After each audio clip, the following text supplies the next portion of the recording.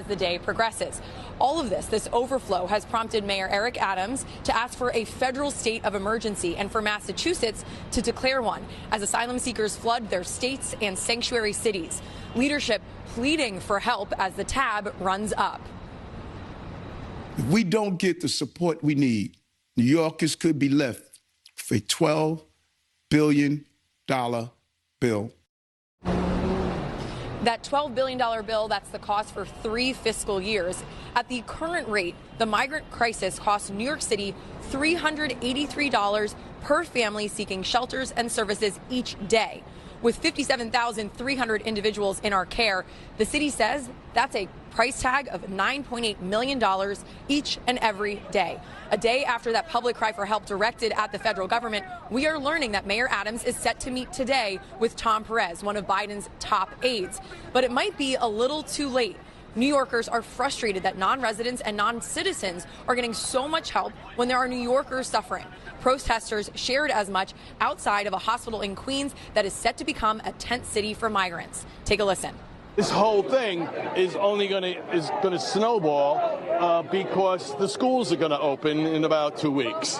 All right. And we're totally unprepared to handle that. Look behind us. There's a park. There's a YMCA there. We have a charter school behind us, a preschool on the side. This is outrageous. They are putting non-American before American. But as the bluest of blue states and cities complain, border states like Texas and Arizona say this is what we've been dealing with for years. The situation on the ground here, though, guys, like I said, hundreds arriving each and every day, and the city expanding into whatever space they can find. Tent City at that hospital in Queens. I was out on Randall's Island converting 4 turf fields into a 2,000-person shelter. City turning anywhere they can, but the residents here very frustrated with that sanctuary city status and what it means in practice. Well, what can you say? I mean, karma's a bitch. You voted for this. You literally voted for this. And it's all coming home to roost. Finally, the bluest of blue cities are starting to come out and declare that Biden's border incompetency is simply unsustainable. Here's New York's Mayor Adams. It was yesterday you said you're on pace to spend $5 billion on migrant care in this fiscal year. To give people some perspective, that is more than the city spends on sanitation, parks, and the fire department combined. So you're asking for money here. Do I have that right? A combination, more than money, because the faucet is flowing. We have to stop the faucet. We have to make sure we have a real decompression strategy at the border. And we have to ensure that we have real immigration reform because it's going to continue. It's not sustainable. When you look at 10,000 a month, the math just does not add up. That, my friends, was a Democrat. That wasn't President Trump who said that. That wasn't Pat Buchanan. That wasn't some xenophobic, knuckle-dragging, racist Republican. Those were the words of a Democrat. We have to stop the faucet. The faucet is flowing, and we've got to turn it off. In other words, we've got to close the border. That was a Democrat. Not just a Democrat, the mayor of the bluest of blue cities on the planet. I mean, seriously, listen to this guy.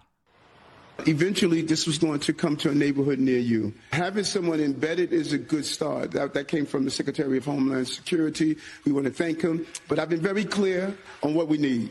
We need to control the border. We need to call a state of emergency, and we need to properly fund this national crisis. We need to control the border. I mean, how much more explicit could he be? Where are the shocked, shrilling cries from the legacy media of xenophobia? Why are they suddenly so receptive to the idea of closing the border? What happened? What precisely is Eric Adams advocating that President Trump didn't advocate for 4 years at the southern border? We all know what happened. Adams said the quiet part out loud. You heard it with your own ears. Eventually, this is going to come to a neighborhood near you. It wasn't until these stuck-up, arrogant elites had to personally step over migrants lying in front of their apartment entrances that they had to give up their kids' Little League ball games because of the tent cities set up in their parks. It wasn't until then that they suddenly said, Hey, wait a minute. How come we haven't sealed the border? Who left the border open? Who did that? I mean, you could cut the hypocrisy with a knife. As many of you know, Texas Governor Greg Abbott has adopted a brilliant strategy of busing migrants to self-designated sanctuary cities, most particularly the city of New York. Now, originally, this Mayor Adams took the hypocrisy to a whole new level. He actually had an infantile meltdown over these relocations this time last summer. I mean, we need to stress this. Eric Adams, who's the relatively new mayor of New York, he actually ran on promising to make New York even more of a sanctuary city for illegal immigrants.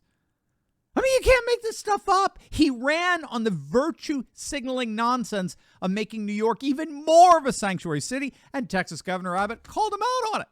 He said, in effect, okay, here you go. You want him, you got him. How did Adams respond?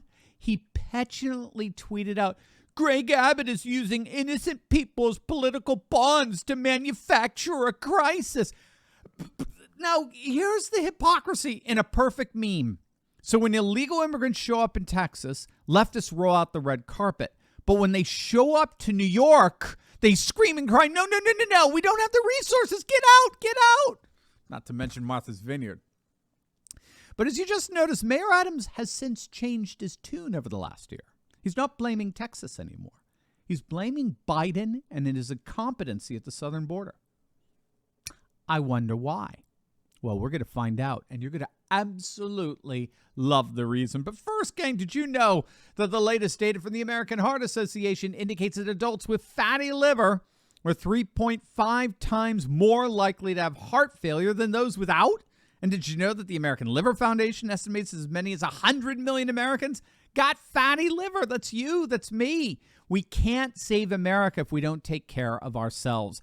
Our livers are our body's master detoxifier, but after decades of wear and tear, our livers slow down and become sluggish. And this is why so many of us struggle with weight gain and feeling tired all the time. But gang, fortunately, there's a simple, all-natural solution. Liver Health Formula contains 12 powerful botanicals clinically proven to recharge and protect your liver at the cellular level. It helps restore your liver's detoxifying abilities, it boosts your energy levels, and it works remarkably well to fight that horrible fatty liver. Liver Health Formula is backed by proven science and approved by American doctors. And you know what's the best part of it all? Every bottle is manufactured right here in the USA. Click on that link below right now and try Liver Health Formula completely risk-free. Do it today, and you'll receive 5 free gifts. So don't wait. Click on that link below or go to getliverhelp.com/Turley right now. Fantastic. They should stick it right up Adam's ass because you know what? If you weren't a sanctuary city, people wouldn't be coming. It's absolutely wrong. You want to come to this country? You're more than welcome. Check in at the gate. I just, to be honest with you, I just don't know what to say about that. I think that it's just too much. It's too much on the American people. I like for anybody to come here, but you come here illegal. I don't hate people because they come in here illegal. Don't get me wrong now, but I think people should come legal. Go through the process like everybody else. Are they being screened to make sure they're not criminals? Straight from a prison to New York.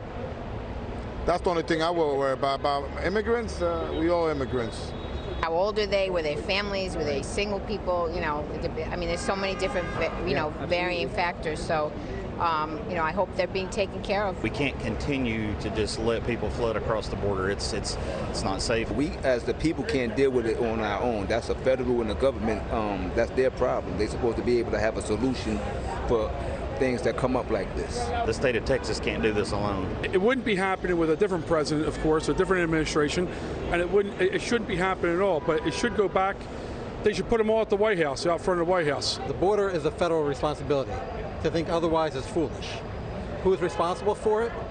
One person and one administration, Joe Biden. Yeah, Joe Biden should get up off his ass and do something about it.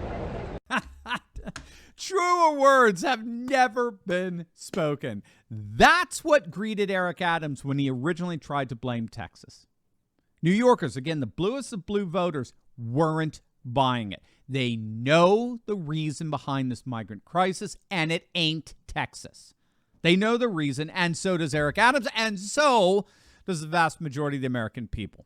A recent Gallup poll shows a majority of Americans believe that the southern border of the United States is either in crisis or, at the very least, a major problem. Altogether, an astonishing 72% of respondents consider the border to be a very grave and serious concern worthy of federal action. That includes 70% of independents.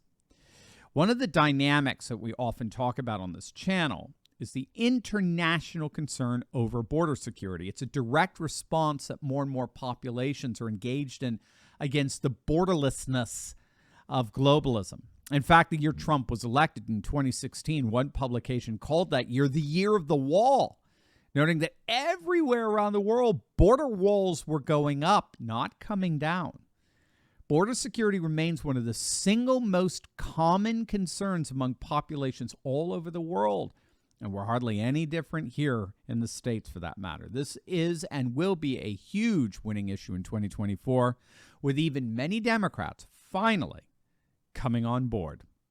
Are you ready to join the resistance? Because I'm leading a group of dedicated, courageous patriots who can lead a spearhead into the heart of the secular globalist establishment. We punished Bud Light and Target, driven CNN and the legacy media to near bankruptcy, forced BlackRock to backtrack on ESG, and now we're seeing our conservative-dominated Supreme Court ending affirmative action and protecting religious liberty.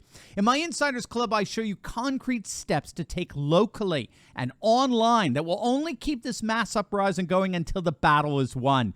Don't wait. Click the link in my description below and join my Courageous Patriots Insiders Club today.